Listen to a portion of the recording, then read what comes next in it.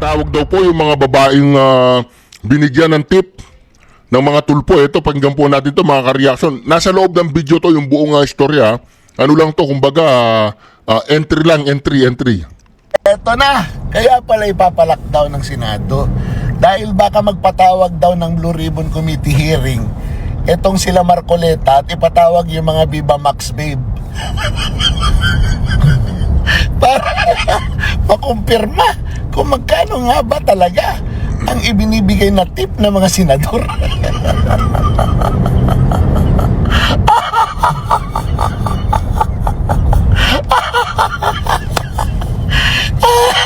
Para mga kengkoy na tayo. Sabi ni Matibag, may security threat yung Senate. Sige, isara natin. Ano ba nangyayari? Hindi man lang yung National Intelligence Coordinating Agency ang nagbigay ng information. Hindi man lang yung Military Intelligence Group ang nagbigay, o kaya yung intelligence group ng PNP ang nagbigay ng information. NBI talaga. Asan yung confirmation nito? Di ba? Because this is a national security threat, ha? Threat to the national security yan pag ganyan. Bakit ganon? No? And i-broadcast mo. Di ba pag ganyan confidential yan? Pambihirang buhay ito. Kaya naniniwala ako, mapatawag talaga yung mga Viva Max babes.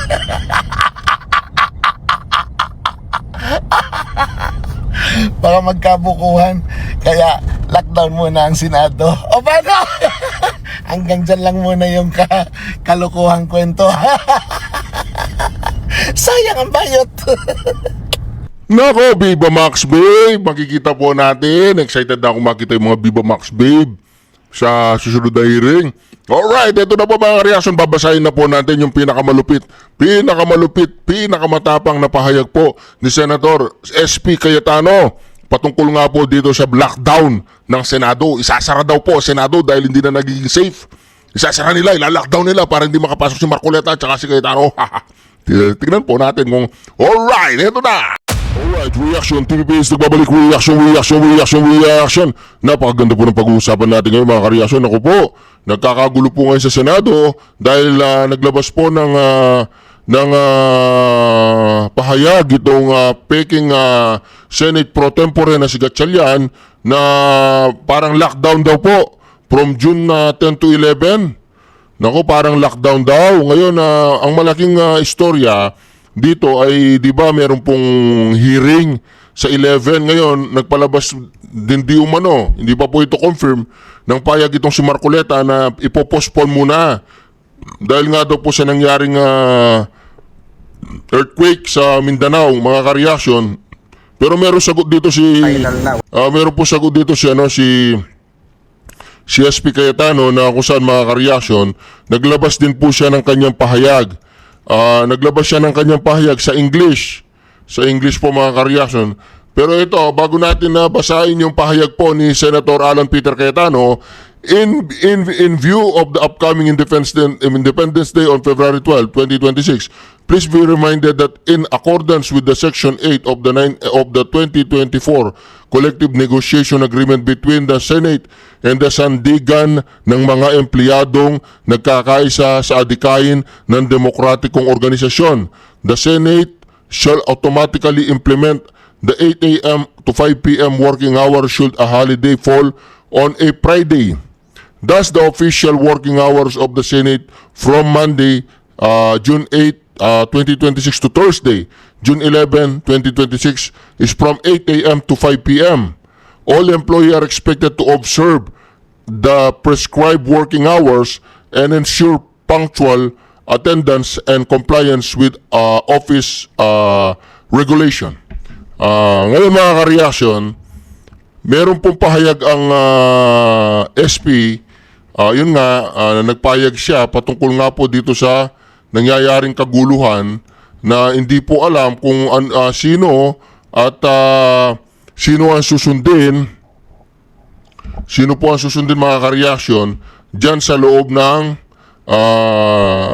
Sandali lang mga kareaksyon na meron lang tayong titingnan dito.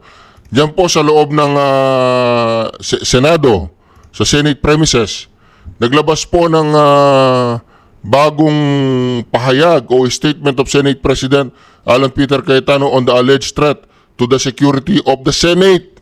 Meron daw pong threat ang Senate.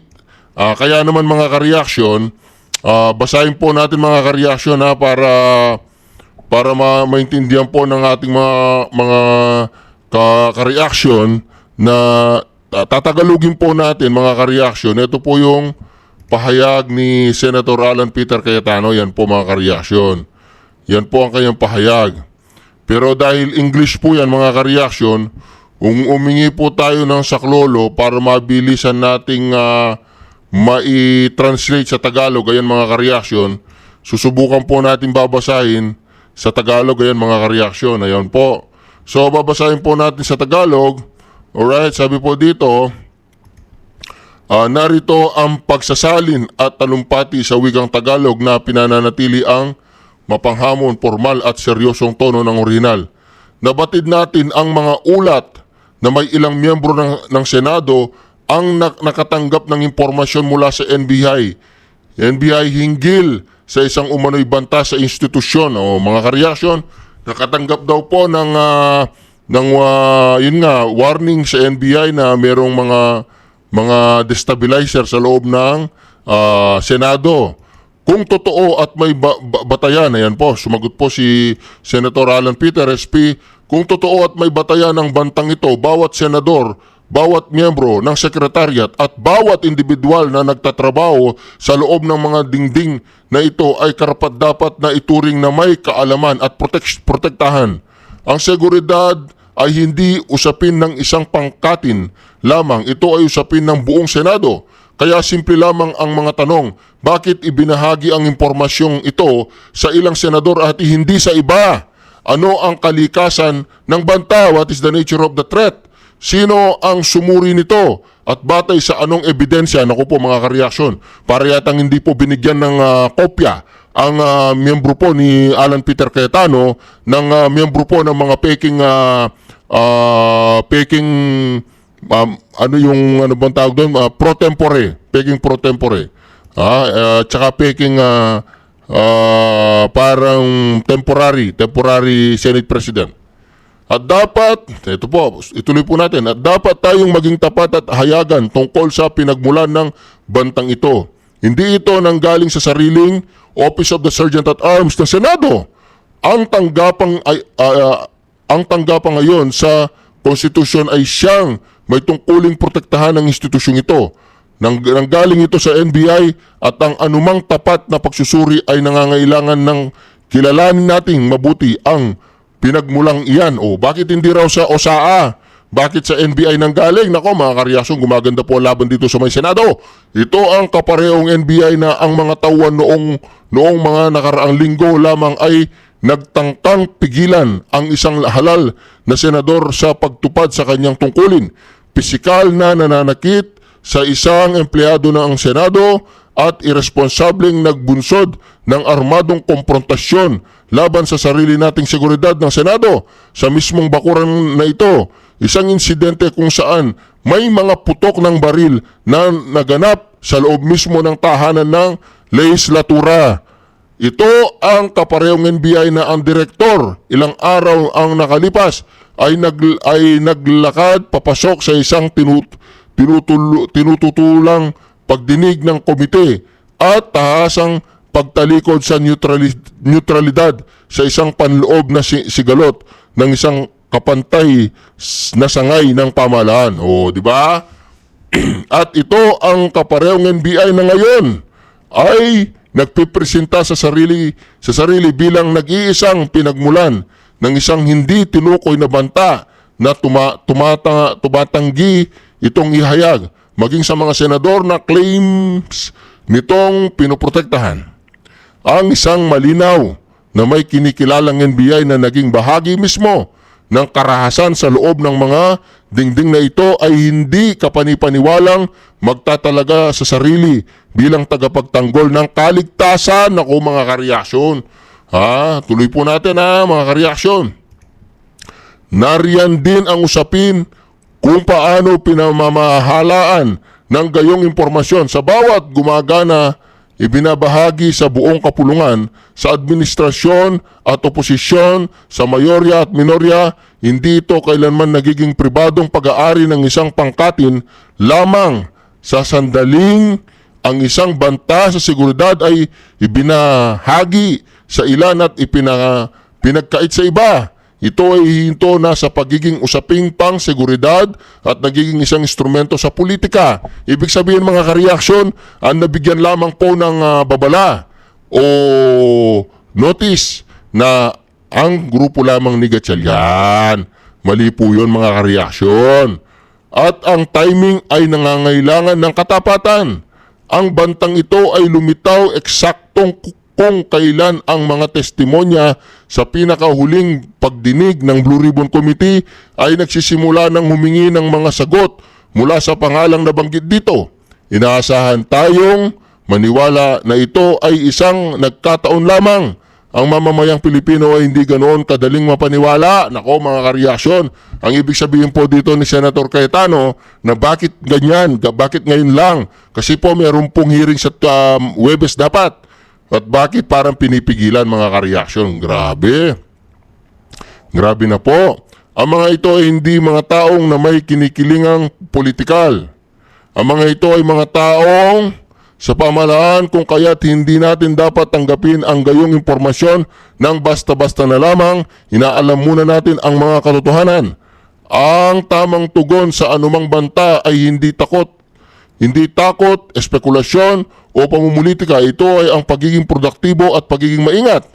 Pagiging produktibo dahil hindi maaaring payagan ng Senado ang sarili nito na mailayo mula sa mga kagyat na suliranin ng mamamayang Pilipino. Ang Mindanao ay bumabangon pa lamang mula sa isang malakas na lindol. Ang mga pamilya ay nagtitiis sa tumataas na presyo ng langis at pagkain. Ang mga magsasaka at mangingisda ay patuloy na pumapasan sa tindi ng nagbago at nagwalang klima. Ang mga kritikal na panukalang pang-ekonomiya at pang-emergency ay nananatiling nakabinbin. Ito ang mga bagay na karapat-dapat sa ating pansin. Ang pagiging maingat, dahil ang mga pambihirang pahayag ay nangangailangan ng transparency at pagpapatunay, lalo na mula sa mga nasa labas ng institusyong ito. Ang kaligtasan ng kapulungan ito ay itinatakda ng sariling mga opisyal ng Senado, batay sa sariling ebidensya ng Senado, hindi sa salita ng isang panlabas na ehensya na piling ibinahagi sa ilang pinili lamang. Ang tanggapin ang kabaligtaran ito ay ang pagsuko sa kalayaan ng Senado sa ilalim mismo ng pagkukunwari na ito ay pinoprotektahan. At huwag sanang magkaroon ng maling pagkaunawa. Ang gawain ng Senadong ito ay dapat magpatuloy. Ang pinakatiyak na pagsubok kung ang isang banta ay tunay at hindi isang dahilan lamang ay simple. Ang tunay na banta ay ginagamit upang protektahan ang trabaho ng Senado, hindi upang suspindi ito. Hindi natin pahihintulutan na ang kaligtasan ng institusyong ito ay magiging instrumento upang papatahimikin ito.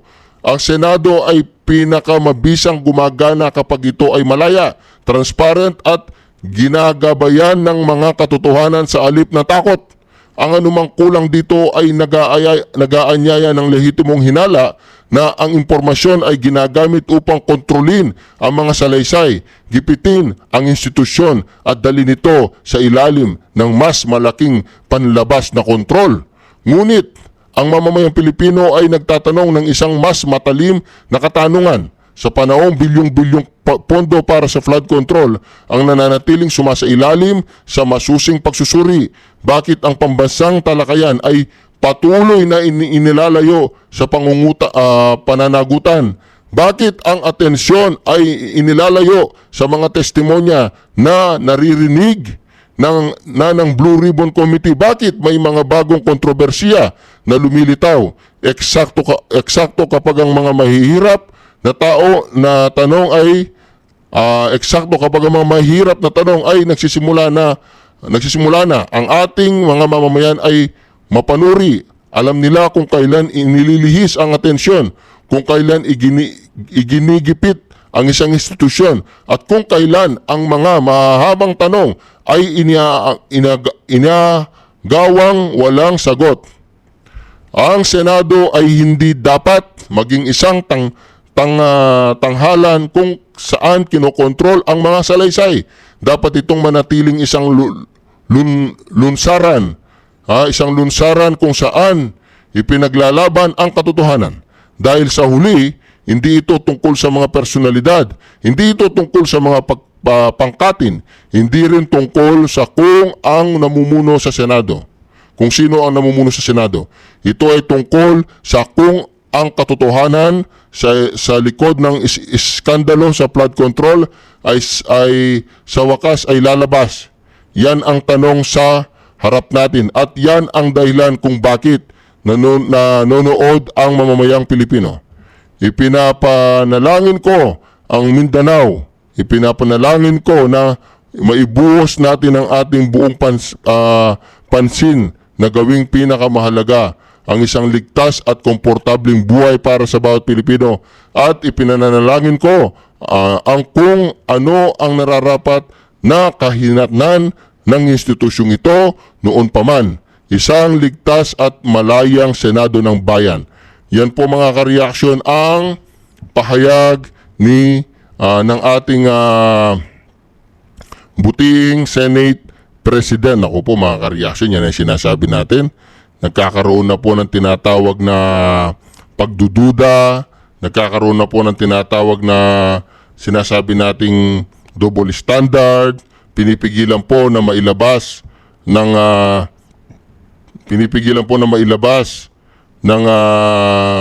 ibang senador, ibang namumuno, ibang senador at ibang namumuno sa Senado para lamang mapagtakpan ang tunay na nangyari at tunay kung sino ba talaga ang magnanakaw.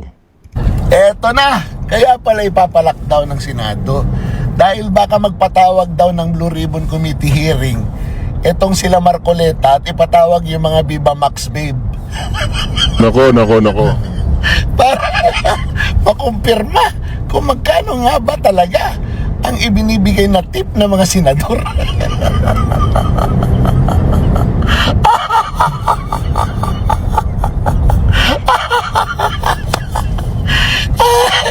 Para mga kengkoy na tayo.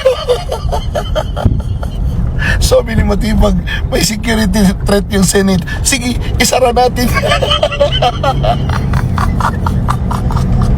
Ano ba nangyayari? Hindi man lang yung National Intelligence Coordinating Agency ang nagbigay ng information. Hindi man lang yung Military Intelligence Group ang nagbigay, o kaya yung Intelligence Group ng PNP ang nagbigay ng information. NBI talaga. Asan yung confirmation nito? Di ba? Because this is a national security threat, threat to the national security yan pag ganyan. Bakit ganon? No? And i-broadcast mo. Di ba pag ganyan confidential yan? Mambihirang buhay ito. Kaya naniniwala ako, mapatawag talaga yung mga Viva Max babes.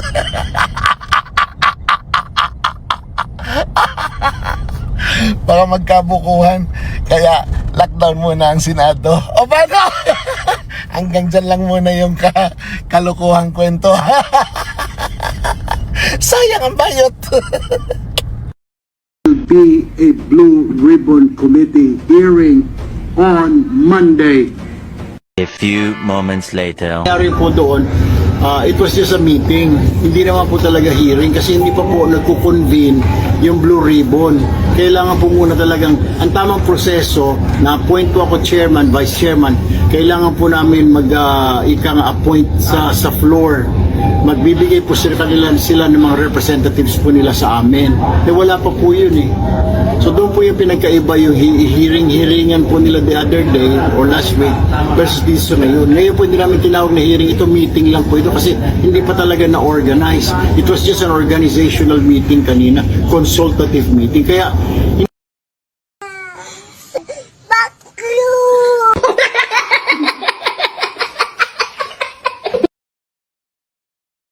Pinagmamayabang po ni Eric yan, di ba? May hearing sa Monday. Tapos nung nag-hearing sila, wala silang witnesses, resource person, wala. Yung NBI, si Matibag, sila naglokohan doon. Nako. Mas lalong nakakaduda kasi si Erwin Tulfo mismo ang nag-imbita sa 18 ex-Marines sa hearing niya. Tapos pagdating doon, hindi makapasok dahil sa technical dahilan. Kung talagang gusto mong linawin ang katotohanan, dapat mas interesado kang mapapasok ang mga resource person kaysa mapigilan sila. At nakakatawa rin na noong una, matapang ang dating. May contempt pa raw kapag hindi sumipot. Pero nung nagka-aberya at nagkaroon ng issue sa access at authority ng hearing, parang biglang naging magulo ang sistema. Kaya tuloy ang dating sa publiko. Kapag kontrolado ang tanong, game na game. Pero kapag posible nang bumaliktad ang usapan, biglang may QR code problem. Siyempre pwedeng sabihin ng kampo nila na protocol lang iyon. Pero sa mata ng tao, mahirap iwasan ang duda lalo na't mainit ang bangayan sa Senado tungkol sa kung sino talaga ang may authority sa Blue Ribbon hearing. Kaya imbes na luminaw ang issue, lalo tuloy mukhang may pinipigilang mangyari. Mga kasama, Bakit? Kapag hindi ikaw ang pinanawagan namin na mag-lead sa amin, magiging extra-constitutional yun. Correct. Kaya kami sa'yo nakaangkla para walang gulo, constitutional siya. Simulan natin sa Supreme Court. Ang Supreme Court hindi makapag-decide. Bakit? Unahin natin TRO ni Bato. Hindi siya makapagbigay ng TRO kasi pag nagbigay ng TRO ang Supreme Court, inamin niya na mali yung ginawa nila kay PRRD. Yun. Ngayon, kung kumampi naman ang Supreme Court doon sa ICC at sa gobyerno, inamin naman ang Supreme Court na failure na ang justice sa bansa natin. So, anong gagawin niya? Papatagalin lang niya ang issue. So, yun ang stand nila. So, hindi tayo pwedeng maghintay ron. Punta tayo sa legislative branch, sa House of Representatives. Hindi natin kailangan ipaliwanag. Doon nagmula ang kaguluhan. Punta tayo sa Senate, hati ang Senate ngayon. Pumunta tayo sa executive branch, di lalo na. Sila nga yung nagmamando kasabwat lahat eh. At kaya tayo lumabas ngayon at direktang nananawagan kay BP dahil ito na lang yung natitirang constitutional move na pwede namin gawin. Kung hindi kami gagawa nito, hindi kami mananawagan ng sama-sama, magiging extra-constitutional yun. At ayaw natin pumunta tayo ron. Bago ako magtapos, BP Inday, ito na yung pagkakataon kasi bakit? Kapag namatay si Digong sa The Hague, na alam naman natin lahat doon tayo papunta, ikaw ang magiging pinakamalungkot at nagsisisi na Pilipino sa bansa natin. Bakit? Kung sinunod mo ang tatay mo na tumakbo kang presidente, hindi na anong ng tatay mo, hindi na ang pusi bakag. You owe it to the people. BP Inday, you owe it to the people. Huwag kang magkaroon ng second mistake. Kaya kami naninindigan ngayon dahil ikaw lang ang constitutional successor. Wala nang iba. Kapag ka hindi kami sumigaw ng constitutional succession, magiging extra-constitutional yun. Ayaw namin mangyari. BP Inday, nandito kami, nananawagan, tumayo ka na. On behalf ng mga active military, bakit hindi sila makasuporta? Alam ko sa puso ko, dahil lagi natin silang kinakausap. Ang sagot nila sa akin, bigyan mo kami ng reason, Kap, bakit namin kailangan siyang suportahan? Wala siyang pronouncement. Ang gustong marinig ng mga active military ito. Alam ng buong bansa na windang na ang bansa natin dahil sa windang na Pangulo na yan. So bilang pangalawang Pangulo, hindi ko inuutusan ng active military na magkaroon ng kudeta o gumawa ng bagay na hindi naaayon sa konstitusyon. Pero putang ina! Suportahan nyo yung mga nagsasabi ng katotohanan. Ususitain nyo bilang Vice President. Yun ang gusto marinig ng ating mga active military. So, BP Inday, tumayo ka na. Dahil pag hindi ka tumayo, baka maging ibang istorya ng bansa natin. Maraming salamat po. Mga kasama, sama-sama tayo. Huwag tayo sasama kasi tayo binigyan. Kailan ba tayo tatayo na hindi na tayo makatayo? Kasi bininta na natin ating kaluluwa. Please, simple lang ang diktum natin noon pang konsehal tayo. Public service above self. Diktum natin, once a counselor is always a counselor. Pag nagiging vice mayor ka, once a counselor is always a counselor. If dumating ka, pagka mayor, once a counselor is always a counselor. And what is the dictum? What is the motto? Yung counselor, public service above self. Hindi yung service to yourself. It has to be the public is the supreme. Kaya sinasabi ko, Vox Populi, Vox Dei. The voice of the people is the voice of God. Salus Populi is supreme elect. The general welfare of the people is the supreme law. So for God's sake, before ending, because life is fleeting, and if ending, which is inevitable to each and every one of us, we will be remembered this era.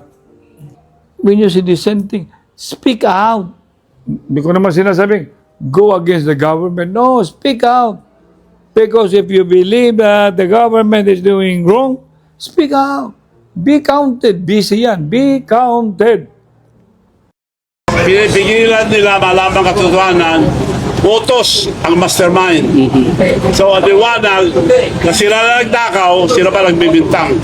Pinagtatakpan nila lahat na nagtatakip sa mga sinungaling ay kasabwat. Kaya sila ayaw nilang malamang katotohanan. Dahil ilang beses na akong ginausap, kako diyan, kakasuhan daw ako, papatayin. Pinapatay pa ako ng araw eh. Kaya sa akin, patayin na ako matagal. Patayin din ako nung ako, okay lang. Basta wag lang manalo ang mga magdarakaw.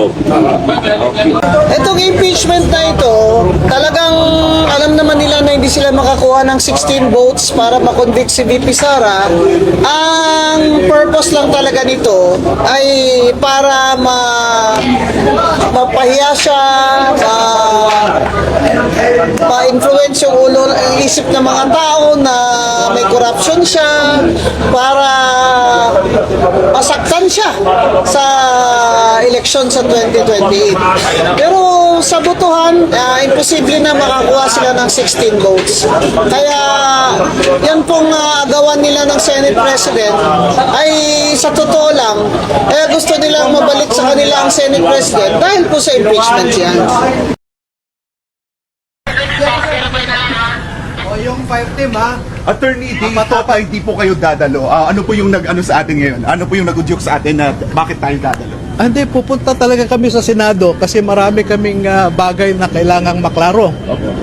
Kasi mamaya pupunta muna ako kay Senator kung sino dyan. Opo. Then sumama na lang kayo. No. Pero hindi naman kayo natatakot, attorney, na baka, or pangamba na baka balugtutin, o matakot yung mga ano natin, hindi nila masabi yung totoo. They may bend the law but they cannot bend the facts and the truth. Sir, sinabi ni Senator Erwin Tulfo, bogus yung nangyaring hearing nyo last night. Yes, sir. Bogus po daw. Siya ang bogus, hindi siya natural born Filipino. Ay, sorry, sir. Si Erwin Tulfo, darating ang panahon. Sir, yung ano na muna po, QR code. Okay, Shin na naman. Shin. Kamu na salo. Ay, sir.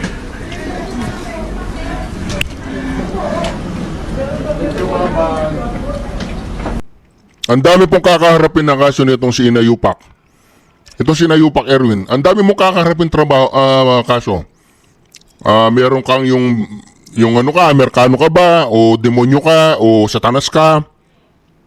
Tapos meron dito yung ano, yung katarantaduan mo na human trafficking. Inayupak ka, 5 babae, pipili ka ng isa. Ano yan, baboy? Tapos, meron pa. Ha? Yung ginagawa mo, yung mali-maleta, putang ina, Erwin, bili ka na ng lubid, 3. 3 lubid ang kailangan mo, Brad. Yung isa, ibigay mo kay Rafi. Tapos yung isa, ibigay mo kay Tutasen. 4, pati yung isa, ibigay mo kay Pinky. Bili kayo ng kambing. Mag-alaga kayo tigis sa isang kambing. 2 babae, 2 lalaki. Oo. Pinalaga naman ng mga kapatid nating Muslim ang hindi magandang asal ni Senator Erwin Tulfo sa Senado. Kaugnay ito sa payag ng senador na kukwelyuhan daw niya ang mga senador na gagawa ng hearing patungkol sa flood control. Narito balita ni Almar Forzuelo. Sumugod sa labas ng Senado araw ng Lunes ang mga kababayang Muslim mula sa iba't ibang grupo sa buong Luzon upang ipahayag ang kanilang pagkadismaya sa inasal ng ilang senador. Kung matatandaan itong nakarang araw, nagbanta si Senator Erwin Tulfo na kanyang kukwelyuhan ang mga senador sa panig ni Senator Alan Peter Cayetano na gagawa ng hearing kaugnay sa flood control, bagay na pinalagan ng kababayan nating Muslim. Ayon kay Nasif Malawani, presidente ng Green Hills Muslim Business Club at tagapagsalita ng Muslim Alliance for BP Sara, nagtungo sila sa labas ng Senado upang ipahayag na protektahan nila ang mga senador na nasa panig ni Senator Cayetano, lalong-lalo na si Senator Robin Padilla at si VP Sara Duterte. Ito yung protect Senator Robin Padilla kasi masyado naman nilang inaapi. Narinig nyo naman yung isang senador, hindi maganda yung pagsasalita niya, kukuiluan daw yung mga ibang senador. Tapos itatapon sa labas kung hindi arestuhin. Kaya nandito kami para ipakita yung suporta namin sa kapatid naming Senator Robin Padilla at saka sa mga ibang senador. Siyempre, yung mahal nating Vice President, si Sara Duterte. Hindi nagpakita si Senator Padilla sa ginawang kilos protesta ng mga kapatid na Muslim, pero kanyang ipinadala si Samira Gutok upang ipahatid ang kanyang taus-pusong pasasalamat sa mga kapatid na Muslim sa suporta na kanilang ibinigay. He wanted first to say thank you sa itong hindi naman niya sinabing gawin nila itong movement protect the Robin Padilla. Di ba tumakbong senador to kalaban si Sara? Di ba kasama niya yung kasama niya yung 8 diretso? Oo, ngayon kasama na ni Senator Robin Padilla. Siguro na yung mas-masa na to. Si Gutok, oo. 8 diretso kasama nito dati, ah. Dumiretso sa, sa Inodoro. Na alam naman niya, sa tingin niya, lahat naman ng proper procedure ng gobyerno, he's willing to follow. So thank you to the kapatiran ng mga Muslim na kinikilala nila yung kanyang effort. Tungkol naman sa tanong kung ano ang mangyayari sakaling makwelyuhan si Senator Padilla, ito ang kanilang sagot. Huwag sana mangyari. Kasi baka pati pangalan niya malimutan niya pag kinwiluan niya. Handa po yung mga Muslim. At saka hindi lang dito sa Metro Manila, hanggang buong Mindanao po. Sa ngayon patuloy na umaani ng suporta hindi lang sa mga Muslim kundi maging sa milyon-milyong Pilipino ang ginagawang investigasyon na pinangunahan ni Senator Cayetano kaugnay sa mali-malitang pera na may kinalaman sa flood control anomaly. Para sa Diyos at sa Pilipinas, kung Mahal Almar Forzuelo, SMNI News. I am with my lawyer, Attorney Jovito Barte, at nag-file nga po kami ngayon lang ng... Ito kabaligtaran siya ni Lito Lapid. Si Lito Lapid tanggap niya na medyo grab siya pagdating sa knowledge and being not a lawyer. Ito, wala nang laman ng utak. Ang putang ina. Ang ingay pa. Parang puta. Yung putang hindi na mabenta. Ganun to. Para siyang puta. Sa bagay mahilig siya, sa mga yung mga escort yung siguro ganun talaga ang mga to. Para mga, alam mo yung mga puta na yung maingay, ganun. Di ba tinatawag sa mga puta yung mga maingay, mga uneducated na mga yung kasi ang iniisip po kasi natin, pag sinabing kaputahan, nakala natin mga prostitute. Hindi po. Ang kaputahan ay isang behavior yan. Isang karakteristik yan. Oo, tinawag lang ng mga puta, yung mga prostitute na yan, characterization nila na dahil maingay, mga uneducated, mga ganon. Oo, hindi po tumutukoy sa puta yung mga prostitute. Isang karakteristik yan ng isang tao. Kaya itong si Erwin, puta. O, puta yan. Oo, ganun. Puta to. The worst country sa corruption. Sa corruption the worst country sa corruption. Sa corruption index ngayon, rank 33 na ang Philippines. O, di ba? Rank 33 sa 100 countries, ha? Top 33 sa corruption. Pero hindi lang yun. We are a poor country. We are a poor country, tapos mataas yung corruption, tapos yung mismong gumagawa ng budget natin, which is Congress, yung mismong magnanakaw sa flood control lang. Ang total ng mga infra at saka flood control, saka substandard na mga projects. Dahil sa kickbackan, di ba ang total nila is around 1.9 trillion? Oh, ang laki nun ha! Kasi yung budget mo sa GAA is around what, 6 trillion for this year? Tapos, mga tao, pababayarin nyo. Dagdag na naman ang tax. Tapos, nanakawin nyo lang. Noon, kikickback din sila. I'm sure, di ba? Time ni Digong, time ni GMA, time ni Pinoy, nagkikickbackan din itong mga congressman na ito. Pero now, malala na sila. Unbridled greed. Congress became a marketplace. The difference between Ferdinand Marcos then and Ferdinand Marcos Jr. now is Martin Luther King Romualdez. That's the difference. Because Bongbong is submissive. Here comes his first cousin who will promise him na ako ang ano mo, bakit mo. Ako ang kapitan, di ba? I will be your whip. O, di ba? So, that's the scenario. Happy naman si Bongbong because he doesn't have to lift a finger. Ang karakitan, ginawa na ni Martin Luther King. Kasama, of course, si Saldico at lahat ng mga congressman dyan at congresswomen na mga korap. Wala kayong hiya. They don't care if you are hungry. They don't care if the poor do not get healthcare. 14 million Filipino families are hungry. They talk about giving away all these funds as if it's there. Grabe, no? Kita nyo naman si Martin, Grabe po. no? Bongga pa. Yung parang... Rapol-rapol yung pera natin. Hayop kayo. Bayad kami ng bayad ng tax. Tapos ginaganyan nyo. Tapos pag nabuking kayo, masama pa kami. Politika lang kami. Politika kaya kami ganyan. May pinapanigan kami. Tingnan mo. Nasaan si Martin Romualdez ngayon? Di ba? He's nowhere to be found. Anong klaseng investigation committee yan? Yung ICI? Nag-excuse me si Romualdez. Payag naman sila. Ba? Gusto pa pumunta sa ibang bansa. Magpapagamot daw. Ano bang sakit mo? Sakit-sakatin ng kamay ang sakit mo eh. Eh wala namang gamot dyan. Dito ka lang magpagamot. Pwede na yan. Ngayon, mga kababayan, sino ang dapat managot? Yan ang tinatanong natin sa mga rally. Bakit hanggang ngayon wala pang nananagot? Kasi si Martin Romualdez ang tinutukoy na mastermind ni Saldico. Kaya nila pinaalis si Saldico. Ako, I believe Saldico. Ako, I believe Gotesa kasi nag-corroborate sila ng statement ni Saldico na nag-deliver sila ng pera. Mali-malita at ilang sasakyan na pera sa bahay ni Romualdez. At sabi ni Saldico, sa bahay ni Bongbong Marcos mismo at sa Malacanang. Saldico! At choy lang yun ni Romualdez. Yan dapat yung anti-political dynasty law. Ipasa nyo na yan, Speaker D. Hindi ko lang alam anong itsura ng political dynasty law na yan. It is mangled to death. But at least, it's a start. Diba? Dahil dyan, sa 2025 election na yan, kaya tayo ninakawan ng todo nitong Martin Luther King at ng administration ni BBM. Grabe po mga ka-reaction ha. Grabe talaga ha. Ibang klase talaga. Alright. Dito naman po tayo mga ka-reaction. Katotohanan. Dito walang iwasan. Walang iwasan! Liligoy sa totoo lang. Walang naliligo!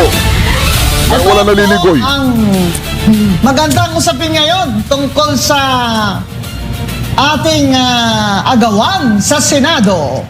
Ang guest natin ay si Attorney Mark Tolentino, alumnus ng San Beda College of Law. Eksperto po sa batas at isa din po siyang media personality. May radio program siya sa Mindanao at dito rin sa SMNI ay meron siyang TV show na tungkol sa batas. So, ladies and gentlemen, please welcome Attorney Mark Tolentino. Ay, good evening po, ma'am, Ma'am Gwenson, and of course, si Miss Cathy, and sa lahat po ng mga followers ng SMNI, lalo sa programang Sa Totoo Lang. Yeah. So, Attorney Mark, ang mga tao kasi maligalig na dahil sa Senado. Kaya gusto natin i-simplify ba, no? Yes. Simplify natin kasi ang mga nagdadrive ng tricycle, jeepney, taxi, nahihilo na sila dito sa mga ka-Inglesan sa batas, no? Kaya itagalog natin. Ang hindi natin kayang itagalog, basahin na lang natin dyan sa batas. Constitution at sa batas. Ngayon, background lang po, ay dumating po sa Senado si Senator Chis Escudero, kaya yung 11 ay naging 12, yung grupo ni Risa Ontiveros, Gatchalian at si Tulfo ay naging 12. So, ang nangyari, 12-12. Di po ba? Kasi na-absent na po si Senator Bato. So, 12-12, ang paniwala ni na Senator Gatchalian, Risa Ontiveros Black, na sa 12-12 ay pwede na silang mag-hearing, mag-Senate session at ideklara nilang bakante lahat ng posisyon. Senate President, pro tempore, Secretary of the Senate, and the Sergeant at Arms. Meron pa po yung dalawang Deputy Majority Leader. Yes. Maliban sa Majority Leader, may dalawa pang Deputy Majority Leader. Kaya, ang nangyari ay noong una, sabi nila, wala na raw si Alan Peter Cayetano, hindi na daw siya Senate President. Diba? Tama yan. Ngayon siguro nakapag-seminar na siguro sila ba? After a few days, inamin na ngayon ni Tulfo at ni Ping Lacson ba yun?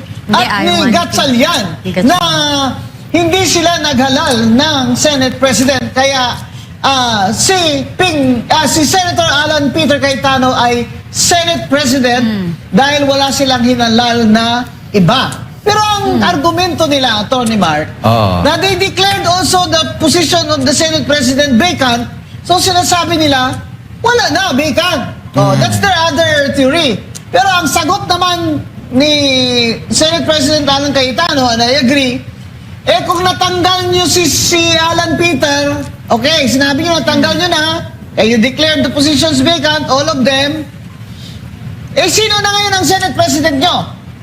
Sabi ni Gatchalian, kaya siya daw pinili na acting president. Pwede pa lang mag-acting dyan?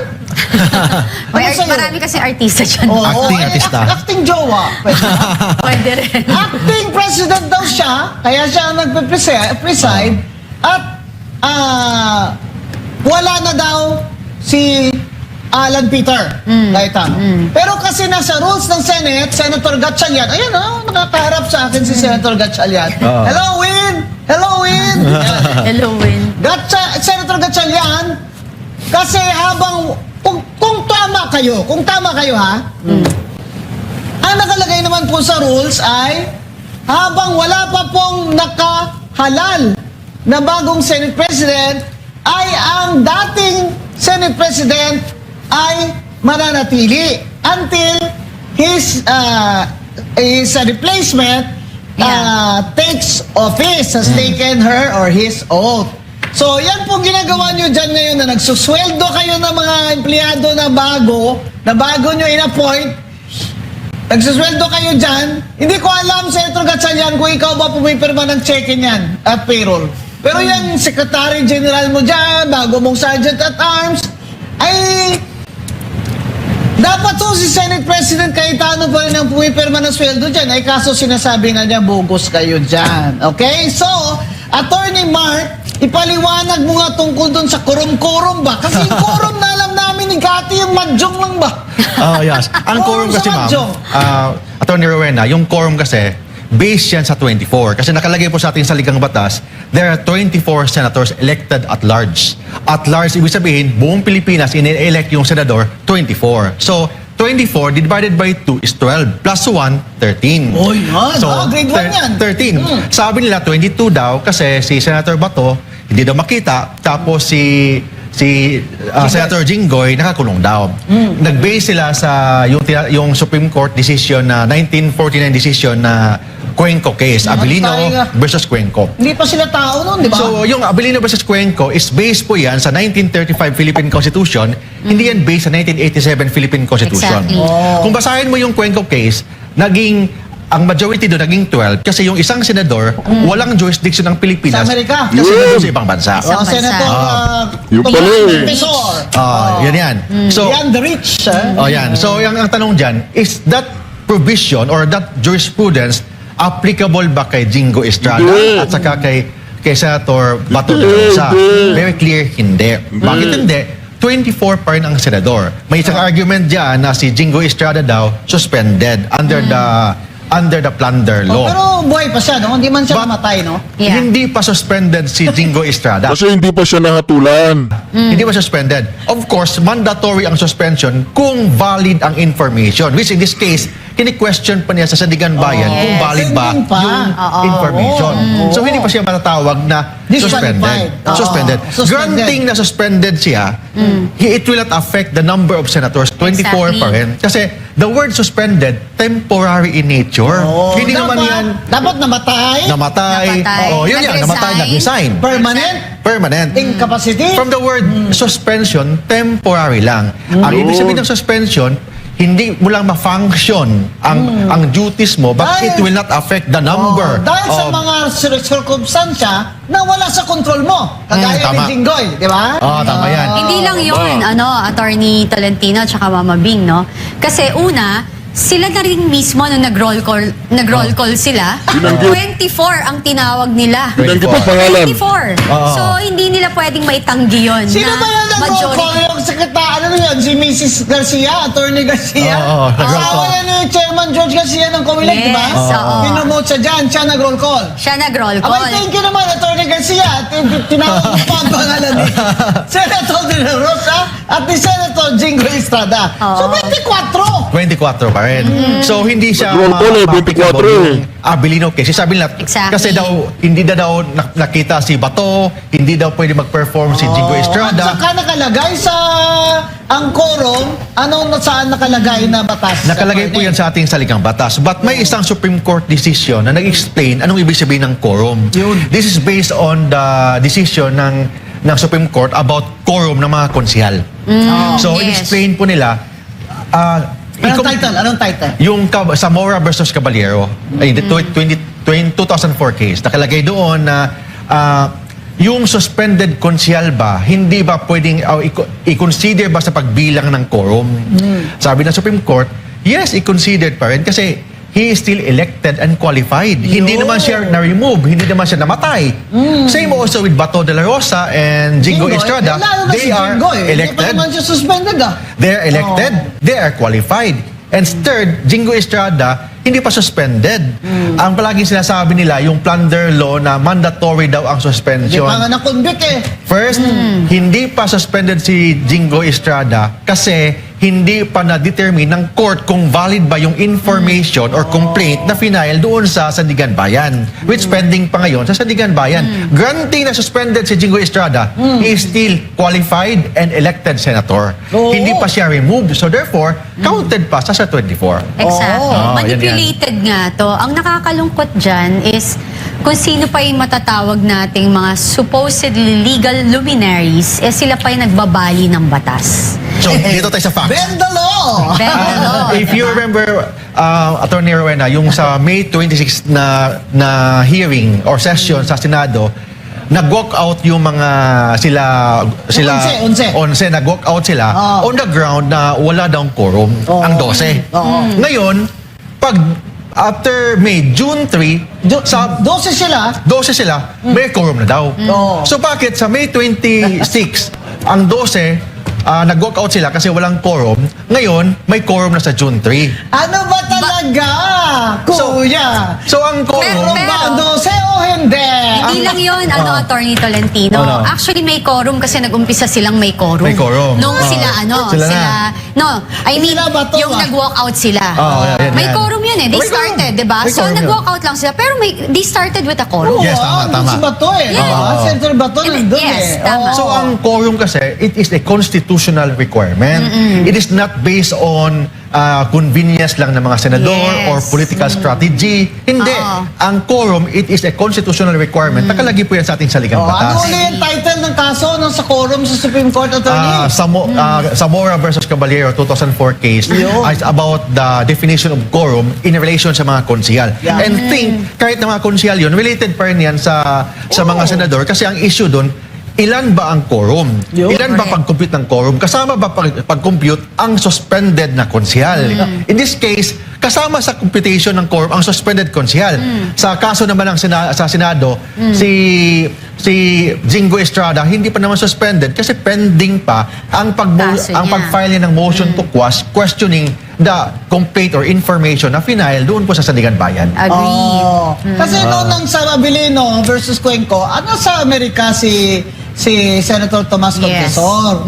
Ito ngayon, yung dalawa, nandito naman eh. Nandito sa Pilipinas. Bistahin ko pa nga si Jingo eh.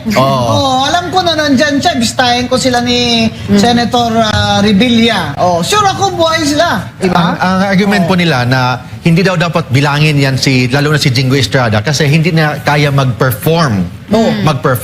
Granting na hindi niya kaya mag-perform, it will not reduce the number of Senate. Because in the Constitution it says he has to be dead. Ay, excuse me sir, hindi naman kayo ano. The senator has to Or somebody, the sitting senator Resign. or resign. resign. Wala namang death, wala namang resignation. Kasi nalito sila sa word na suspension at saka termination. Suspension by law, it is temporary in nature. Hindi naman yan permanent. Exactly. So ibig sabihin, kung granting na masuspend si Jingo Estrada na 1 buwan, 2 buwan, or 6 na buwan. Makabalik pa siya. Makabalik pa siya kasi temporary.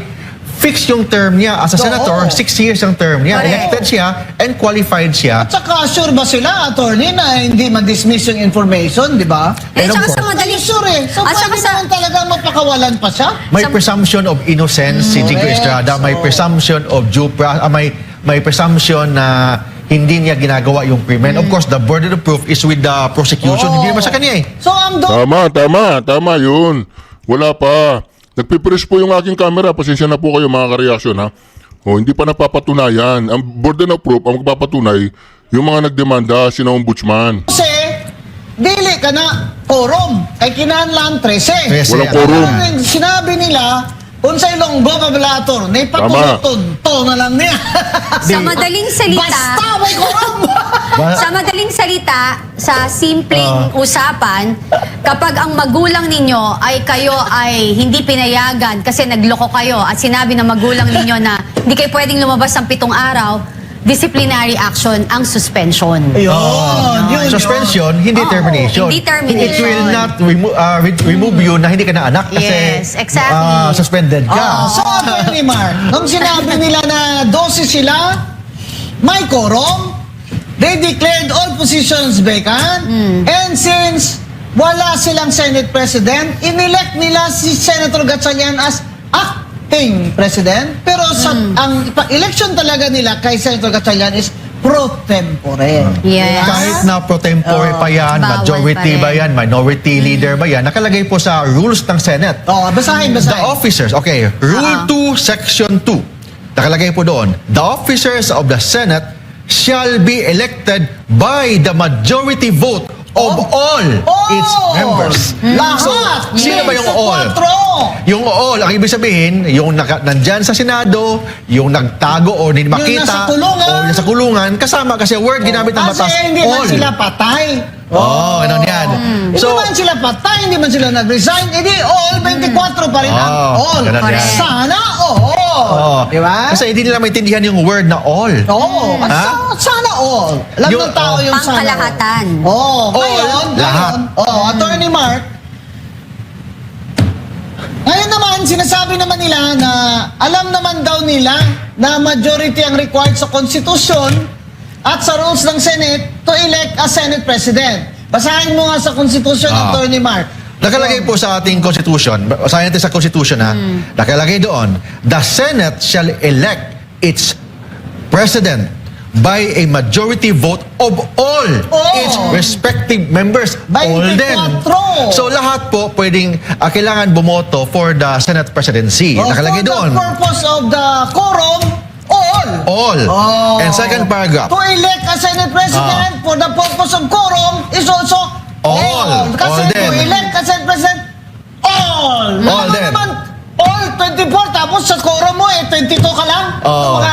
Alam nyo kung minsan alam mo, sakit na sila sa bangs, Kati. Ang sakit na ng bangs ko Pero sige, Attorney Mark. Simple ikaw mathematics. mag-explain. And second, sa second paragraph po nakalagay doon, its house shall choose such other officers at it may deem necessary. So dito, relevant ang rules ng Senate. Kasi rules of Senate, sila mag-indicate kung sino yung mga officers nila. Pro As tempore, authorized by the Constitution. As authorized by the Constitution. Okay, o sa rules ng Senate, basahin natin sino ang mga ang rules of Senate, sino mga officers ng rules of Senate, nakalagay doon, the Senate President, may tinatawag na President pro tempore. O, of course, may mga tinatawag na majority leader. So, mga chairmanship ng mga committee. Yung majority leader na si Joel Villanueva. Acting yan. But very clear po ang Secretary first... and Sergeant at Arms. But very clear po ang first sentence. Mga Nakalagay deputy doon, no? The Senate, okay, section rule 2. The officers of the Senate shall be elected officers, meaning lahat ng officers. Mga president man yan, mga speaker, mga pro tempore man yan, shall be elected by majority vote of all its members. 24 pa rin. So, sabi nila 22 lang daw kasi yung dalawa hindi naman makita yung isa nakulong man. But ang tanong diyan, kahit na hindi makita, kahit nakulong, they are elected Ilan ba and ang qualified. senador? Ilan ba ang senador na binoto ng tao at nakaupo dyan bago tayo issue dito? Hindi ba 24? Kung hindi natin isama sa boto si Bato de la Rosa at saka si Jingo Estrada, ibig sabihin, hindi natin bilangin yung bumoto sa kanila. Correct. Parang nawalan sila ng representation yung bumoto ni Bato de la Rosa, yung bumoto kay Jingo Estrada, kasi 22 na lang daw. Kasi bigla nyo na lang silang pinatay. Ganun yun. Buhay na buhay. Nakalagay, dapat patay sila di ba? O nag-resign sila. Bakit pinatay nyo ba?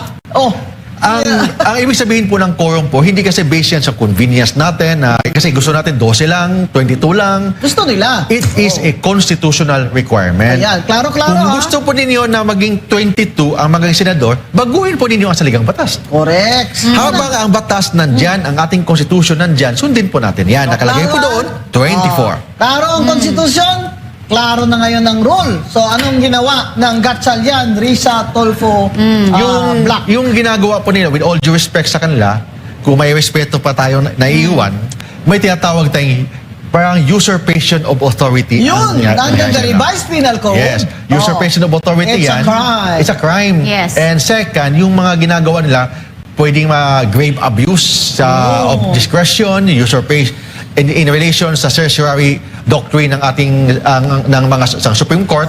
And second, yung tinatawag na usurpation of authority. Bakit usurpation? Hindi naman sila properly elected under the Constitution. Sila lang ang nagsasabi na yung mga ginawa nila ay presume na legal. There is the presumption of regularity will not prevail over the clear requirement. constitutional provision. Yan. So palagi lang sinasite presumption of regularity. Ang presumption of regularity, Pag hindi klaro. that is the jurisprudence na nakalagay po sa ating Supreme Court, but it will not prevail over the constitutional requirement. Correct. Ang constitutional requirement, 24 ang ating senador, dapat bumoto sila by majority vote of all its members. Hindi majority of those present, but majority of all its members to elect an officers and also to yung tinatawag na pag yung mga committee membership. Iba kasi pag majority of those present, pag sa mga mag-approve na mga resolution, mga bills, iba yun. Pero pag election, kailangan all its members. Siyempre naman. Hindi. Bakit naman yung senador namin hindi nyo isasali dyan sa bilang nyo? Yeah. So majority of all pag election, yung majority of those present, pag nag-approve lang ng mga simple resolutions. So ito pa dagdag ko dyan, Attorney Marca. Kaya ngayon, may problema kayo dyan. Ginasweldohan nyo yung mga in-appoint ni Gatchalian na Secretary, Sergeant at Arms, at saka sarili nyo. Baka may ibang sweldo yung mga pro tempore dyan o mga allowance. Sinasweldohan nyo sarili nyo. Pero, pag yan ay after this controversy is resolved, void, ang Commission on Audit ay dapat mag-disallow niyan. At sa disallowance niyan, maraming Supreme Court decisions, no? Based on, of course, appointive officers ng mga agencies, kung sino po ang nag-appoint, no? Kunyari, mayor, o in this case, Senator Gatchalian, siya pumirma ng appointment. Kung ma-void po yan, appointment na yan later, i-disallow ng COA, i-refund po ni Senator Gatchalian ang Senado. Kasi kung ako naman dun sa bagong Secretary at Arms, ba't naman ako mag-refund niya na, sir, Senator, kayo naman nag-appoint sa akin. Diba? Kaya sa disallowance ng COA, and I think after a while, I'm going to write the Commission on Audit, no? Correct. Pag na-void yung pag-appoint sa kanila ni Senator Gatchalian, ay personal na liability na yan ni Senator Gatchalian. I-refund nila. Yan. Refund sa nila yan. Senado. Okay? So, Very clear po, Mama. I-explain po natin yung suspension. Sa Supreme Court decision po ito, ha? Nakalagay po doon, suspension does not amount to removal. It does not create a vacancy. It merely prevents the official from exercising the function of office during the period of suspension. So, ibig sabihin, yung suspended councilor remains an elected and qualified member and must still be included in determining the required quorum. Yan. It applies to the case of Senator Estrada. So ito applies to kay Senator Estrada. Ito nga, suspended na nga itong konsyal eh. Si Senator Estrada hindi pa ka-suspended. Teka muna, nung na-jail ba si Senator Leila de Lima, hindi ba niya nila kinount siya for the quorum? They counted. They even asked na pwede bang magpasa ng resolusyon na maka-vote siya from her jail. Yes. Diba? Tama. Tapos nung si Senator Marcoleta nag-motion na para kay maka-vote na yung mga iba na wala dyan, ay nag-object naman sila ngayon. Di ba? Tama yan. Ay hirap kasi itong yung kung sila okay lang, kung yung iba ay hindi okay. Di ba Kung sila ang walkout ay protesta. Ginamit din ng Supreme Court sa 1949 yung word na compel. Pilitin. They can be compelled. Pilitin or kusang loob. In other words, si Jinggoy naman can be compelled. Yes. Diba? Yes, Not that he will, no? Hindi natin sinasabing he will go and attend. But he can be compelled. For example, the Senate Secretary can file a motion or request doon sa judge, di ba? Sa Sandigan Bayan. And he can be compelled, di ba? So in other words, he's counted for the purpose of quorum Yes, because tama. he can be compelled. Diba? Kahit na kulong si Jinggoy Estrada, it doesn't mean na vacant ang posisyon ni Jinggoy Estrada. Siya pa rin ang senador, buhay na buhay pa rin siya. Saka binoto yan namin eh. Tama. Binoto namin yan eh. Senador namin yan. Ba't hindi Elected bilang dyan? and qualified. At saka no court of law na pwedeng maginto sa kanya kung gusto niyang bumoto. Tama yan. Yun, isa So, pa yan. eto na ngayon. Punta na tayo sa Blue Ribbon. Blue Ribbon. Committee. Yan. Dalawang blue ribbon yan eh. Blue and red. Diba sa Senate, kay Senate President Alan Peter Cayetano, ang chair ng Blue Ribbon ay si Senator Pia Cayetano, pero gumawa sila ng subcommittee focused lang sa flood control na investigation ng Blue Ribbon. Ang chair ng subcommittee na yon ay si Senator Marcoleta. Ngayon, unsa ni? Yung kabila. Tulfo? Tulfo. Si Tulfo, ang ganda pala ng English si Tulfo, no? Parang, ladies and gentlemen. Ganyan na yan ba? May accent eh, no? Bakit kaya ako nag-Harvard pa nga? Bisaya, naman gyapon ako accent. Si Tulfo, ang galing-galing ng accent. Sabi ni Tulfo, bogos yan si Senator Marcoleta, kukwelyuhan ko yan. Yan na. Kasi ako ang Blue Ribbon Committee na tunay. Yan. Mother, nakakalimutan nila, no? Doon sa majority, tunay na majority, is ilan ang abogado doon? Apat. Kaya ho ganyan katapang sila. Tandaan nyo, abogado po si Senator Rodante Marcoleta, abogado po si Senator Pia Cayetano, abogado po si Senator Alan Peter Cayetano, Alan Peter Cayetano, Pia Cayetano, sino pa isa? Tatlo lang. Apat. Pangapat yung law graduate si Jinggoy. Law graduate si Jinggoy. Sino pa? Apat ba? Tatlo. Tatlo. Tatlo. Sa kabila, si Kiko. Yes. Kaya matapang ho yung mga yan kasi alam nila at nag-practice ho ng Law yan. law yung mga Tama. Diba? Hirap na kalabanin si Marcoleta na tumanda na sa practice eh. Oo. Parang yung tingnan mo, naku, idol. Huwag niyo na masyadong i-consume ang tatay ko dyan. He's holding his peace, you know? He's a prayerful man, he's holding his peace. Tapos kukwelyuhan nyo? Oo. Pupunta ako dyan, pag kinwelyuhan mo Anong basis ni Tulfo na sabihin na bogus siya si Marcoleta? Anong basis? Yes. Anong legal basis ni... Anong legal basis niya? Na siya mismo, inaamin ni Senator Tulfo na ang presidente ng Senado ay si Alan Peter pa rin. Tama. Ano ba talaga, So, kuya? let's go back to basic. Oh. Let's go back to basic. Sige, Section 2, Article Rule 2. Yes. The officers of the Senate shall be elected by the majority vote of all its members. Ang All. tanong, si Senate President, yung si Tulfo, Blue Ribbon Committee, nakuha ba niya ang 13 votes? Oh. Nakuha ba niya? No. Yun lang eh. Kung hindi, ibig sabihin, si Pia Cayetano pa rin ang Blue Ribbon Committee Chairman at saka si Dante Marcoleta, siya pa rin yung Subcommittee Chairman of the Blue Ribbon Committee. Mother, may tinatanong ka kanina. Sabi mo, may nag-preside ba? No. Law Time graduate pala si Amy Marcos. Yes. Oh, Amy. Yeah. UP yan ha? Oh. Mother, balik ako. Kanina we were talking kasi sabi niya, may nag-preside ba nung time na nag-o-oath sila or something? Hindi yung nag-election sila ba? Oo. Hindi na Alam ko si Gatchalian ang Sino nagpreside. nag-preside? Eh, hindi nga siya pro tempore eh. Oh, yan Hindi nga eh. rin siya majority leader. Senador lang siya. Senador Yes, lang siya. kasi okay, nasa rules din ng Senate, sa rule number 3, ang Senate President ang tigsisilbing Chief Executive o pinakaboss ng Senado.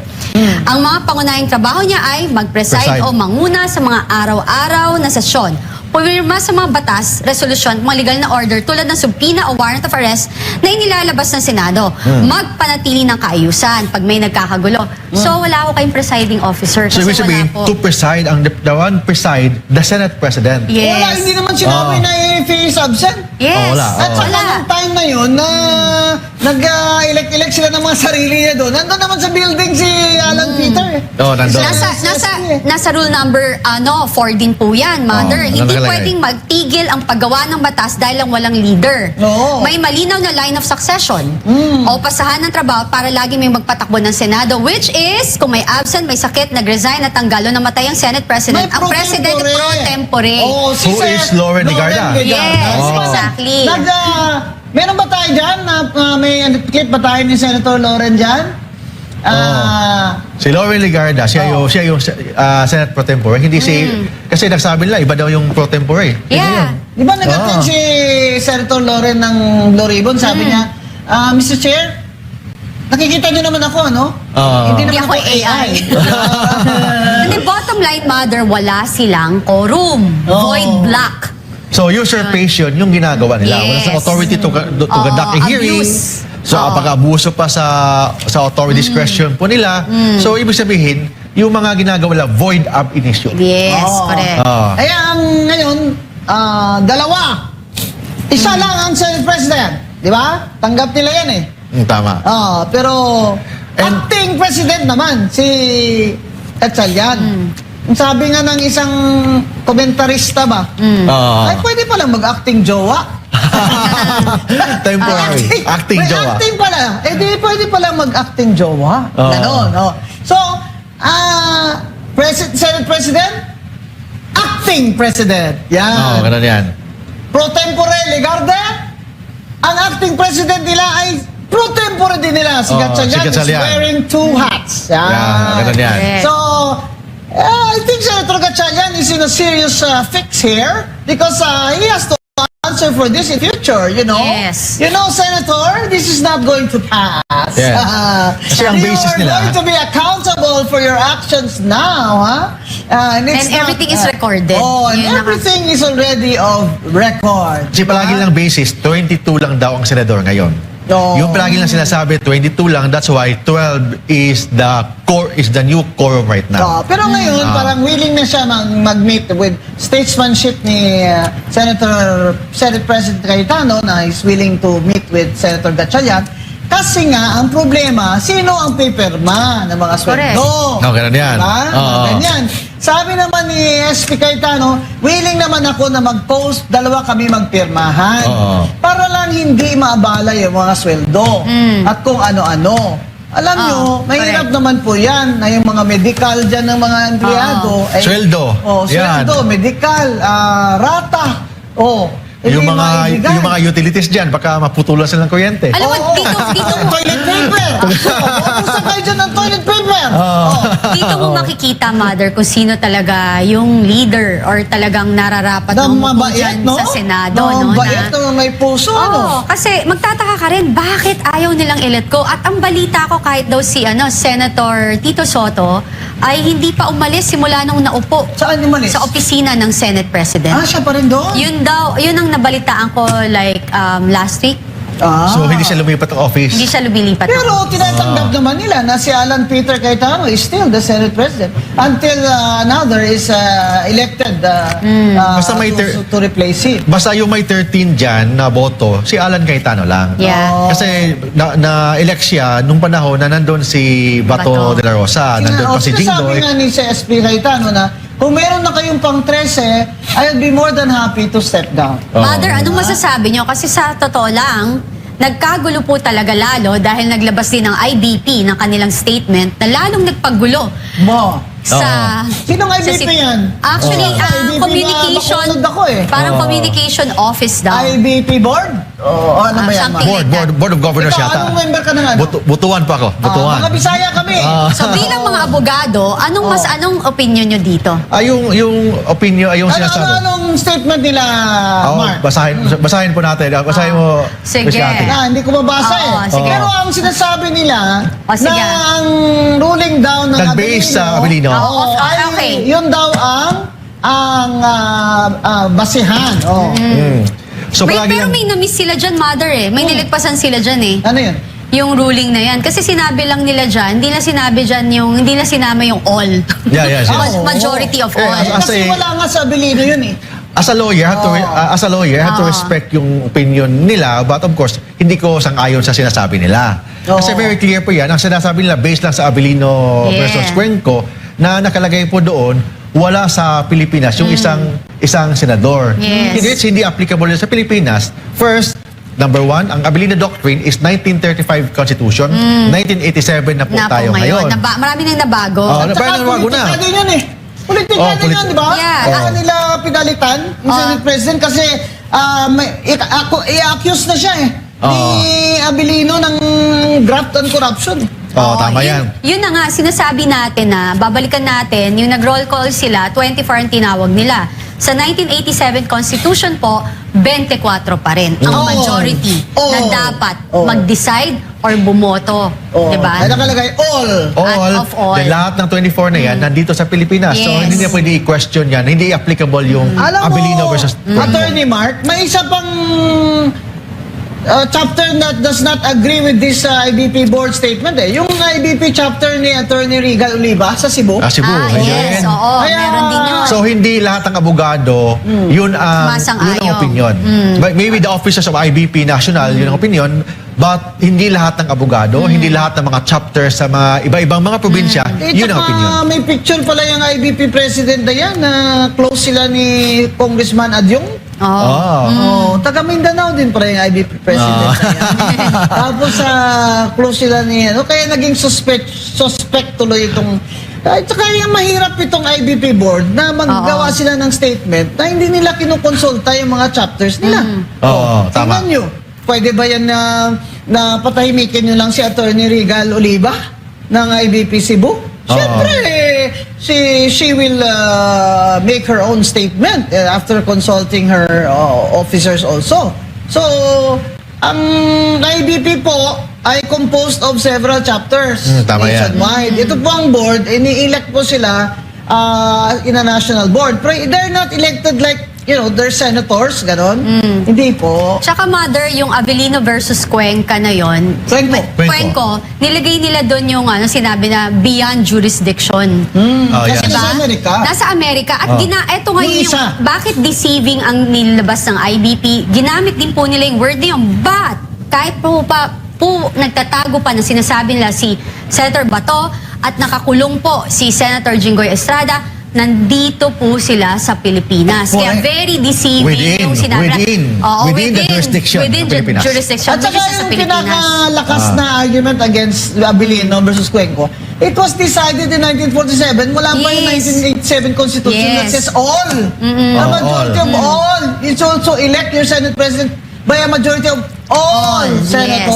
And may 2004 decision ang Korte Suprema na nag-refine ng quorum. Of course, hindi siya senador, about sa mga konsihal, but kahit na nakalagay applicable by analogy na lahat ng membership ang kailangan ang computation sa quorum The kahit na suspended. positions that were filled up by election. Tama yun. Ilan yun? Eh, di 24 yun. 24. So, dapat majority of that kasi yung 24, they were elected and they were qualified to assume office in the Senate. Okay, punta naman tayo kay Tulfo kasi favorite ko to ngayon si Erwin Tulfo. Gusto ko yung accent ni Erwin Tulfo. American daw yung accent niya. American Bakit accent. sa Amerika ba yan dati? Ha? Taga-Amerikano ba yan? May iba siya pangalan eh. Ano siya? May iba siya pangalan? Erich Sylvester ba yun? Sylvester. Sylvester. Sylvester. Oh, siya Sylvester. before. No. Eric Sylvester? Ngayon naman yun si Erwin? US citizen siya before. Bakit? American citizen? No, di ba? Ito yung dating yung na-appoint nila secretary ng DSWD? Yes. Na hindi na-confirm sa Commission on Yes. Appointments kasi may question Nakita. kung natural born ba yan? Tama. Yan. Bakit siya nakaupo dyan, senador? Di ba? Walang na-question kung hindi siya natural Na-dismiss born. po. Na-dismiss po yung nag-question sa kanya. Na-dismiss Sa Comelec yata? Comelec, kay George Garcia. Na-dismiss. Kaya pala. Kaya pala American accent. Kaya ko lang doon yung Erich. pinagalog niya talaga yung kukwelyuhan kita. Hindi, sayang mother, no? Yung dati kasi ang ingay-ingay niya, ang tapang niya. I thought paglalaban niya yung kung ano para sa bayan. Pero ngayon parang may mas more on kung sino yung kanyang poprotekta. Hindi ko kilala yan eh. Yung Opinion ko Rafi lang yan, Tulfo ah. ang kilala ko eh. But siya naman, I think nag-apologize naman. I think After. nag-apologize. Hindi naman siya nag-apologize. Hindi siya nag-apologize? Sa media lang siya nag-apologize eh. Yes. Hindi valid yung apology niya, hindi yan personal. Dapat naman Senator Erwin Tulfo sa ka-senior naman ni Senator Marcoleta sa iyo na hindi ka nga abogado. Ay may puntahan mo doon. You should have the humility to say, I'm sorry, Senator. Sir, forgive me. Because you know, sometimes nadadala lang po ako kasi akala ko po may camera sa harap ko eh. Sanay siya sa Medyo radio, sa makiakil TV. ako, ganyan. Pasensya nyo na ako. Ganyan ba? Parang yung best friend mo yan, mother. Talagang pag may camera eh, talagang Di ba? bongga. Yan ang problema eh, pag may camera eh.